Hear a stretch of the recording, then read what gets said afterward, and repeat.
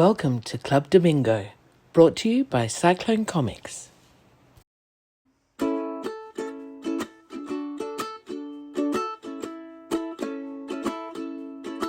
Oh, there's that lady again. 5, 4, 3, 2, 1. Hello, everyone. Welcome back to Club Damingo. Here's another continuing conversation I have with Tim McEwen. How you going, Tim? Cheers. I'm okay. You know, I've got a bad back, so I'm okay, and getting there. We're getting there. We normally do this on another day, but I suggested maybe not because I don't think I was really in a good mood for chatting. My back was so bad. So Are I'm you in a sitting mood for here with chatting a now? yeah. I'm sitting here with a hot pack at my back, and so yeah. So you were saying earlier that your your back was a not cartoonist back necessarily, but perhaps marker's back. Yeah. One of the things that lecturers hate is marking, and I marked for I don't know 3 or 4 days straight, and I think I'm starting to slouch a lot more than I used to in this chair. So let's blame the chair, not the human. You're no slouch, But Tim. You're no slouch. thank you. Uh, but yeah, like I was saying to you, I normally it's an ongoing thing, but normally I can feel it coming on, and I just tighten my core and do a few stretches, and normally I'm okay. Too much And information. La la la la. my core muscles, like abs and whatnot. Okay. Yeah. And I think I sold and my it, core muscles on eBay about 20 years ago. I hope you got a good price for them. But normally I get on top of it because I've got enough internal muscular strength. And but this time I think I let it go, thinking it was just going to get better, and it didn't get better. So now it's pretty bad, and I'm off to the physio for the second time today, and see if we can just get on top of it. So it'll be okay. My core muscles have turned into core muscles. That's right. I'm Well, that's what sure Bell that's thinks right. anyway. That's funny. I thought you were going to say they had turned into slush, but you're probably right. They've turned into Thank you core. very much. Thank you very much. Hey, So guess what? It's happened again. what's that? I've bumped into a fairly high profile or high profile cartoonist who is was talking about ideas that are stomping around what I've been working on as well. Oh, really? Who's that? No, I'm not going to say. Oh, okay. All No, right. Fair enough. Yeah, yes, but an American, put it that way. sure. So frustratingly, it wasn't a big deal, but it was just geez, what do I do about this? And I've been thinking that I might do something like a Jackaroo reader, a free PDF magazine that sort of establishes the timeline and a basic life path for the character without giving too much away on specifics of individual stories, but it, Sure. but it includes an outline of different concepts and things that'll be introduced into the strip. So you do get a certain amount of spoiler, but it's light spoiler and not heavy spoiler, if you know what I mean. Yeah. Not so much a And get spoiler, it out there. more of a kind of almost not a trailer, but telling people what's coming up. Not really a spoiler, but keep an eye out for these. These are the stories that are coming. Yeah, Um, yeah. A life path overview kind of thing. So, yeah. and calling it just the Jackaroo reader, things that you might like to know about the character before you read any further. Cool. Or Yeah. and that way it sort of establishes certain ideas and certain beats across the character's life that Yeah. that are written down and established and out there as canon. So when these other things come along, it's kind of fairly established what I had in mind anyway, hmm regardless. hmm Do you think that'd be helpful? And do you think, So, okay. Oh, absolutely. I think the kind of things, especially for a character that's had a creative life, like you've been involved with the character for 40 years, right? Something like that. yeah, yeah. I think it's always helpful when the story has been dispersed over such a long period of time. Um, I think it's great. And when you're telling the story of a character who is aging through the stories as well, I think that's helpful as well. And I think Um, I'm over holding back shocks and surprises to a certain extent because it takes so long to tell these stories. And it's the key to the story is the way you tell the story, not necessarily the outcomes. mhm. So I'm sort Yeah. of, um, I almost like I have a similar issue, right, with greener pastures. And a lot of the time, I say to myself, I think I'm making these stories, Michael and I, but because I'm the slow one, that I'm making the slow one. I think we're making the stories for the people who are going to end up reading it in the bigger chunks rather than getting 20 pages every so often. So that's my kind of attitude to it. Is I'm actually writing for somebody quite a few years down the track, or drawing, Mm. creating for someone quite a few years down the track, rather than the person who's going to pick it up right now. I'm excited that people pick it up when they do pick it up, but I think there's going to be a big payoff for the people who are lucky in a different manner, who are going to get the whole thing in a big chunk. So Yeah, it might be a good yeah. attitude to take there as well. Mm. There's a creature Well, going behind your drawing board. yeah, Yes. that's Boots. Yeah. So, Mm. like, for example, not that it's happening, but like the Jackaroo in space, for example, not that he is going into space. I'm Oh, come denying that on, what? completely. No. But if he was, to sort of say in this reader that there are several years where Jackaroo goes to space, Yeah, and you're not divulging any interest about the individual that's right. stories under that umbrella, but you're giving a life direction of, oh, okay, so the Jackaroo goes in space for a chunk of years. I'll be Yeah. interested to see what that's all about. All And right. it might be a bit more information than that, but generally just the arc of the character's experience would be Yeah, outlined. yeah. Don't give me any more examples like that aren't real, because now I'm excited to see the Jackaroo in space. So uh, that'd be awesome. I just thought of it. Anyway. Yeah, yeah. Um, So yeah, that's the way my thoughts have been going over the last couple of days. Cool. I developed a document for some producers that had optioned the Jackaroo for some live action stuff, and that they wanted to have a clear idea of the parameters of what the character was about. So it forced me to sit down and type up. This was like 5 or 6 years ago, no less than that, a Yes. document that outlined the beginning, middle, and end of what I had planned for the character, and it was very useful. And I thought, well, why am I keeping this to Yeah, myself? right. Particularly with, like I'm finding that certain aspects or ideas or setups have been being utilized elsewhere by other I might take. creators. Mm.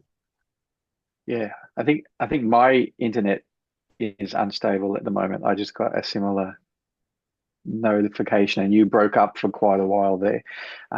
So I don't know if Right. you want to tell me again about what you wrote for the television people, It the just compelled timeline. me through need to do a beginning, middle, and end of what I had in mind for the character, so that I could pitch it to those people who needed to know that information. And it sort of also was a process of Hmm. how precious should I be with reveals and with directions for the character. And my conclusion is not precious at all. I mean, really just get it out there as much as you can, and your readers will enjoy the journey more so than the overarching destination. And, surprise outcomes you'd keep to yourself, yes, and stuff like that. But an overall story arc could be revealed ahead of time quite easily without doing too much damage to the IP. Yeah. Are you don't have to answer this question directly, but it doesn't bother you that, and I guess it's because these characters are the protagonist for a long story. So I guess it goes without saying, but you're not concerned that at no point will anyone ever be that no reader will ever worry that the Jackaroo's life is actually in danger, like, because you've said, well, after this adventure he goes and does that, and after that adventure he does that. So it's not like we're ever really worried that the Jackaroo might die. And you don't have to answer that if you think it's going to give anything away. But Well, yeah, yeah, I see what you're asking. But in outlining his life and career path, there are certain elements of danger and of how does that happen? How does he get to this point that should feed the reader enough of the excitement and thrills and dangers, because the character evolves and develops across his life. So again, I go back to the whole hmm King or Conan example of I don't think there's ever been a story written where Conan actually dies, but that doesn't diminish the enjoyment of the adventures of Conan going, being king, or Conan being a mercenary, or yeah, Conan being a thief as a young warrior, and all that kind of stuff. So it's if that's one thing you can take yeah, off the true. table, as you know, hey, I could write a end of the death of the Jackaroo story at some stage, but for the time being, while I'm alive and he's alive as a character, that's off the table until that's on the table. Yeah, Anything gotcha. is anything is All possible. right. Yeah, cool. I read In fact, I think I he read the dies in last space. Conan story. Right. Fair enough. He's not the smartest Yeah, guy, so he forgot to breathe or something, you know. I forgot to pack an air tank. Hmm. He forgot to pack his fish bowl. Yeah. Uh, I read the last Conan story when it was the last Conan story back then, probably the 80s or 90s, when I was reading all of the Conan novelizations or novels and collections and whatnot. It probably wasn't written by Robert E. Howard. I think it was written by De Camp and Yeah. L. maybe somebody Sprague else. de Camp and Lynn Carter. That's right. And Lynn Carter, yeah. But have you read that one?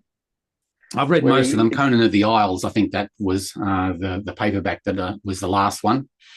right, well, that would be it. Because he's in a boat and heading off to a new land, and they still don't kill him. It's still like, Yeah. well, the indication here is probably heading towards the Americas, and goodness knows what kind of adventures he'll have there. So they still wouldn't kill him, which I kind of was half disappointed and half glad for. It was an interesting kind of end to that whole kind of lifetime story. Yeah, I liked, which I'm actually going to absorb into the Jackaroo, but I rewatched the Time Machine movie the other day with Rod Taylor, and I really liked the ending of Yeah, that movie where the best friend they say goodbye to each other, and the viewer kind of knows that he's going to go back to the future. Spoiler alert! But the best friend doesn't. This is on New Year's Day, and he goes back to get his scarf or to check on something, and he hears the time machine going again. And yeah, up to that point, the cast don't really believe whether he's telling the truth or not. And so he sort of gets the yeah, housekeeper and bursts into the laboratory, and the machine is gone, and there's drag marks on the floor and all that kind of stuff. And the best friend goes, yeah. bloody hell, he was telling Cool. the truth. And if he told the truth, this is how he dragged the machine back inside. So he's outside of the Morlocks, da da da da da da da da. Yeah, And that yeah, did he, didn't he? Where did he go? What did he do? What books did he take with him? And it's just left hanging.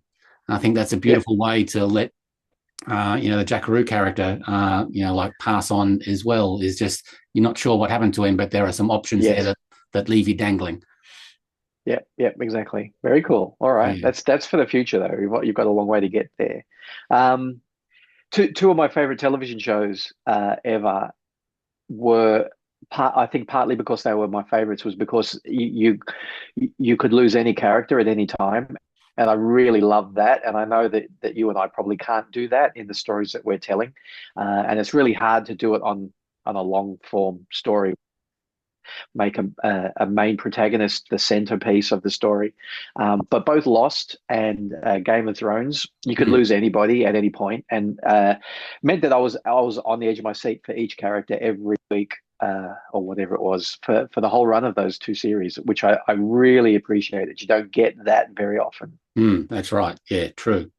And that's the other reason for the Jackaroo Reader document is that if people are interested enough to see what is being planned, I mean, I might get hit by a bus tomorrow, but that document at least gives us a certain amount of closure as to what was possible with the character and what I had in mind. So there's that. Yeah. That's ticked off as well, and that doesn't diminish in any way, I think, for me anyway, as the creator and the writer artist, the enjoyment and the suspense and the thrills of actually getting the stories drawn and released and finished within the arc of his life. So Yeah. And if you don't want spoilers, don't read beyond where you are. Don't look at the timeline beyond where you are. well, yeah, Um, indeed. Yeah. Darren Close used to do that, right? It probably still does that. In the back of any of the Killaroo comics, because Killaroo has had quite a fractured publishing Mm. history as Yeah. well, and yeah, Darren has jumped forward and backwards in the life of the character. So when I look at the Killaroo stories, I really appreciate that timeline, as succinct or as built up as it might be. I think it's a good thing to have. And he has the advantage of having a lot of finished published stories that actually build Yes. that are concrete bricks in that timeline. These are stories that are done that you can hunt down. If you like this, track this one down. Yeah. Mm. And it's been on my to-do list for months now, to actually do a similar thing, not for publication probably, but maybe one day, but to actually for Michael's sake. So Michael Michelandos, who writes, co-creates Greener Pastures, because he's forgotten all the short stories and where they fit in, and how that works with the big ending that we've written in the 2020s versus the 1990s stuff. So been meaning to just put together a bit of a timeline. I mean, he just wrote a war story that we're hoping to get drawn, and he put Russell at war, like Russell in a war, and he made it the origin of Rex the dog, which is in the first issue of Greener Pastures, and it all worked. I sat down and went, hang on, when was the war? 1997, and how long do dogs live for? And now we're in the 2020s. Like that doesn't work. So so that kind of timeliney thing you have to be careful of. Yeah. And the other thing that I've been doing just this morning before we hopped on was I've decided to tidy up my files on my computer. That's the whole legacy thing, the legacy subject again. If someone was to go onto my computer tomorrow and try and figure out what files were what and who's talking to what and what's important and what was just me stuffing around, it'd be impossible. So right. I spent the morning today renaming folders and putting logical things in logical folders for total strangers to be able to access properly. Fantastic. So it can get quite messy sometimes on the old PC and Macs. Yeah. No, mine's pretty much in the same state, and every so often I'll rearrange things, but also in between each rearrange, I'm just chucking stuff in there. After a while, you run out of time, and you just go, "Oh, I'll just throw all that archive stuff in there and sort it out later," which you never do. And you put it in a folder with the day's date on it, and that's it. Yes. Yeah. So good job to do when the art's not happening or writing isn't coming or whatever. Yeah. So that's what I've been up to these last week or so. And you were back doing some last minute shots on the Greener Pastures film on the weekend. Yeah. I sometimes wonder how honest to be on this chat. Don't be honest at all. You can bullshit as much as you want. I could be honest with you at all times, Gary, but to talk about that film on out here in the public, it's just like it's another day that I spent doing film stuff when I'd rather be drawing. This is the big problem. But yeah, have a day of pickup. So we had. I don't know if we talked about this on the show, but we had a disaster on the first weekend of shooting. We were shooting Sunday and Monday was going to be the two shoot days. We're just going to shoot 2 days, and our female lead Maya Mitchell, all of a sudden, like on the Saturday morning or the Sunday morning. Contacted us and said she can't make it on the Monday. She can make it on Sunday, but not Monday, and she needs to be there for both days. So the director and the producers like, oh my God, what a flurry of action to sort all that out. And it basically meant that we still shot a farm day with Maya, but it wasn't on the Monday. It was a week or two later, and I do remember you saying that was the week later.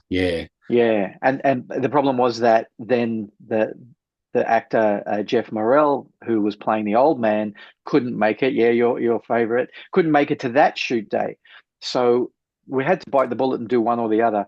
So basically, we were shooting around what Jeff would be, and we had a stand-in for what Jeff would be doing, and so we've had to cut shots, and so that you don't see him from the chest up, etc. Oh, you've got a cat there as well. Mine's settling on the chair over there. He's operating the mouse. I don't want him to stop the recording. He's okay. He say hello to everyone. He's a big thing. There we go. Wow, that's a big cat. That's Rusty. Yes. Hey, Rusty. Bigger than Boots. Boots is a little cat. Yeah. Yeah. So anyway, we had to do the pickups to do all the inserts for Jeff playing the old man, and we got him to do some voiceover work as well and stuff like that. I So saw some photos that you posted that you were actually sitting down having a chat with him. Did you have good chats with him? yeah, he's really interesting guy, really easy to talk to, but interesting and a full life, and very happy to just talk to you about all sorts of things. So Have you got his phone yeah, number? I don't, but I can get it for you. Did But you tell him he's about got me? a Did you tell him about me? no, I didn't. When we have the cast and crew screening, how about that? I'll chat. I'll Does he, send me up a signed photograph of yourself, Gary, and I'll give it to him. does he have rabbits that I can put on the stovetop and cook in his kitchen without him seeing, like from Fatal Attraction? Yeah, is that where we're going with this? I don't know. But he's got an exhibition coming up soon, which then got cancelled, which was unfortunate. The gallery closed, so he's looking for another place to put on his exhibition. But we talked about his art for a little while, as well as the acting that he's been doing, and we talked about tea because I made him a cup of tea, and he liked the brew that I made because it wasn't straight out of the bag; it was something special. So yeah, it was a much more relaxed day because all we had to do was some pickups. We had quite a few hours, and it was a tiny crew this time. Like Right. everybody is Yeah. always amazed at the size of our crew, and Yeah. this time it was director, cinematographer who did everything. So there was no other camera people, it was just the cinematographer, hair, makeup, and costume, and that Right. was it. And the actor, obviously, and a stand-in for Maya. So we had to get a stand-in for her Right. to Right. yeah. Okay. So Yeah. it was interesting to watch that happen. So was that But Bongo? yeah, Was she on screen as a stand-in? yeah, no, No. not quite. But she brought baked goods. She'll be getting a credit in the In catering. for special catering. Yeah. Yeah. Now, did I also hear correctly that about a week or so ago you saw a rough cut of the final film? Mm-hmm.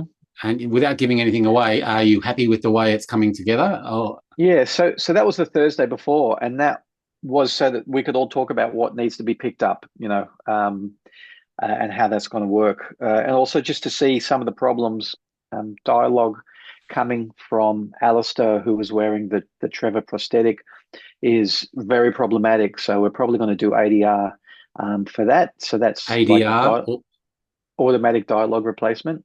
Even though it's not automatic, I don't know why that's the legacy name for it. But yeah, somebody in a booth re-recording the lines to play over. The fact that he's in a prosthetic means it's not actually problematic with lip syncing and all of that stuff. But we were concerned about that on shoot days, to the point where our sound man, of course, sound was on location for our pickup day as well, Piot. So yeah, the sound guy Piot was actually in between takes was getting Alice to re-record things directly into the microphone to see if that would work for us. So none of that's working. We're going to have to do ADR. But I think we were kind of expecting that. It's not that big a deal. Yeah, right. Okay. But yeah, so it's pretty amazing to watch the thing come together as as an edited package now. And we actually were doing editing on the spot. Kent, who was the editor, we'd suggest something and he'd go, "Oh, let me just try that," and he'd throw it together. And I looked at the file. You've used Premiere, yeah. So I looked at the Premiere file and he zoomed out so the whole thing was on screen. It was like so complicated, all this color coding and. Yeah, so it was an interesting evening. Yes, I know. Yes. They No, can get quite complex. Yes. All right. Yeah. So it was crazy. I just made Belle laugh downstairs. You got a peanut gallery. Yeah, Tim called you a peanut. Gallery. Yeah, she's the peanut in the gallery. Yeah, fair enough. So yeah, but Nick, the director, really wanted Michael and I to view it as audience members, and I couldn't do that. I was viewing it as a creative partner. So the discussion that he was hoping to have, which is like, how did you react as an audience member, really didn't happen. The discussion we had was really about creative choices from a creator's point of view. Interesting. And yeah, I think it was interesting because he really wanted that to be the method of discussion, or the mode of discussion. And I said, I can't, there's no way that I can just be an audience member. I've known all about this since, That's a hard ask. early drafts, and beyond the fact that I'm looking at Trevor, who I created 30 years ago, and so yeah.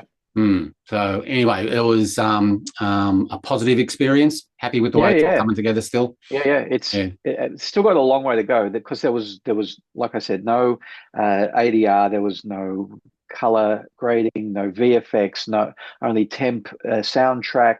There's no sound design. All of this stuff, and in fact, there were, and the pickup shots weren't in there either. So lots of VFX to put in, which meant there were big gaps that were underwhelming, because they weren't the big effects that we were waiting for. But it meant that we talked through a lot of that as well. So good stuff. Yeah. Okay. So now all the filming, the primary filming has been finished. Yeah, I don't think we're doing any other filming, except maybe Nick wants to do some drone shots of countryside. But other than that, no. I guess you call it principal. I suppose I had to look it up to make sure I knew what I was talking about. Principal photography would have been the first 2 days on set, and then these were pickups. And hopefully there's no more pickups or anything like that. Maybe some insert shots. Right. Okay. Yeah. And ADR. Good. That didn't spoil too much, did it? That didn't ruin things? No, I don't think so. Yeah, excellent. Good. Okay, why not? So, say something we don't know. Now, tell us something, some goss. No. No.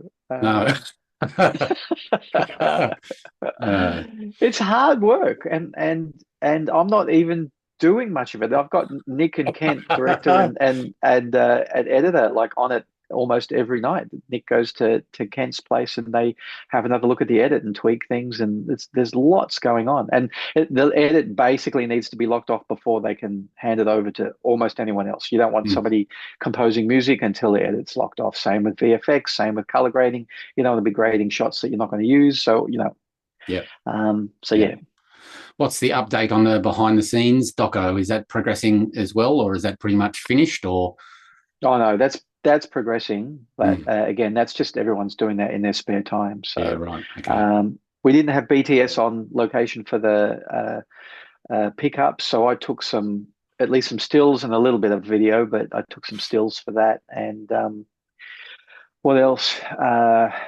And we had somebody hanging around for a little while we were watching the first edit as well. So there's a little bit of that too. Yeah. Cool. Okay. Well, we've talked about Jackaroo. We've talked about Greener Pastures. Anyone else you want to talk about? Anything else? No, there's heaps of great Kickstarters happening. Has Bo launched his second issue Kickstarter? Yeah, he has. I think it's almost funded already. Yeah, good on him.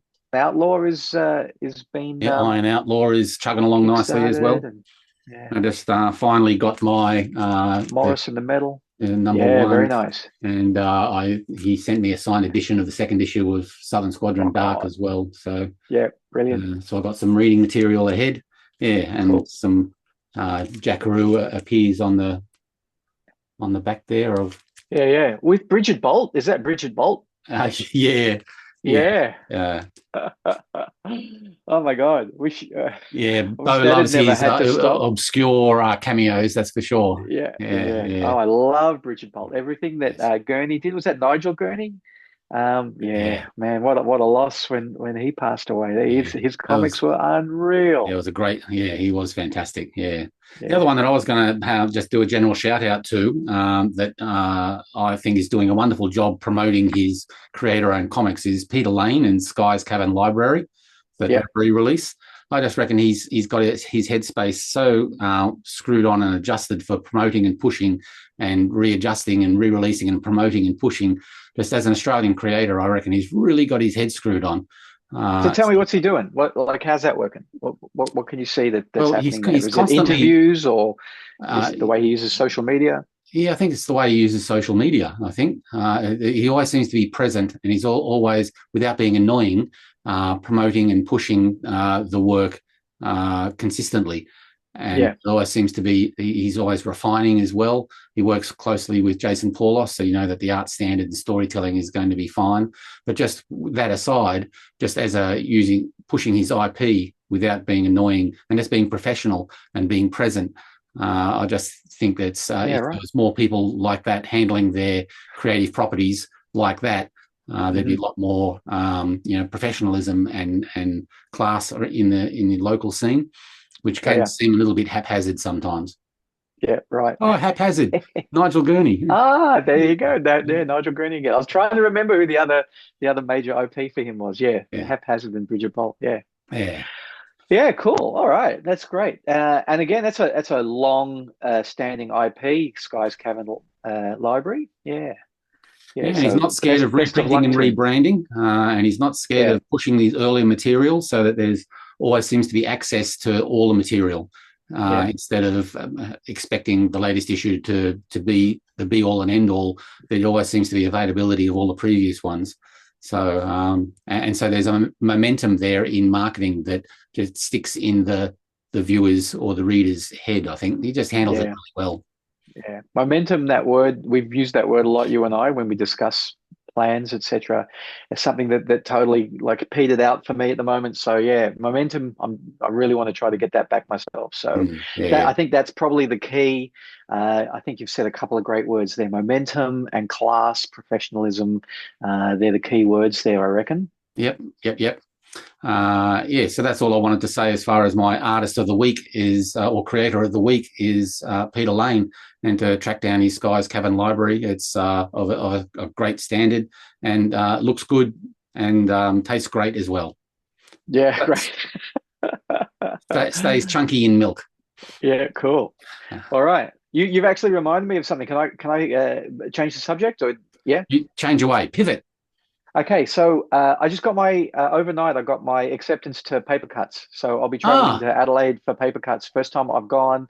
I've been jealous the last 2 years that something else has happened and I haven't been able to make it. But it looks like an amazing show. So I'm very grateful for the organisers, Owen and Georgina, for accepting my application. So you'll have a blast. It's great. Yeah. Yeah. First convention I think I've ever done in Adelaide ever. So it was the first for me as well. Yeah. Right. Yeah. I was looking through the photos that they have on their website, and I could see you kind of tucked in there. Were you next to Dylan? Were you next to Dylan? That's right. Yeah, you were next to Dylan. Yeah. So super keen for that show. I've been accepted for Comic Gong, which is coming up soon as well. No, they haven't announced anything, but Oz Comic Con have accepted me for Sydney and Canberra. And I was going to go to BendyCon, but BendyCon have cancelled for this year. That's right. They have to. Postponed. Yeah. So and probably Scamp at the end of the year. That's probably November. I don't know for sure, but probably November. And I'm probably looking at that being the extent of it this year. Right. So yeah, if you're interested, there might be a couple of other things that I can latch onto, but I think at this point, that's probably everything. So yeah, I think I'm going to stay home. Okay, we'll be coming to you though. We'll be coming to you for the Stanleys. That's right. My marketing efforts for the rest of the year are to stay home and to let people come to me. Fantastic. Put out the welcome sign. Yeah. This show is my outreach. Like just staying in my studio and recording once a week, and cool. That'll do me. Yep, fantastic. Okay, right. We're going to keep this show fairly concise and short this week because we've got stuff to do. Yeah, so thanks for catching up. It's fantastic. I'm going to turn off the record button and then we can talk shit about people and without the recording. See you later. Bye. Bye, y'all.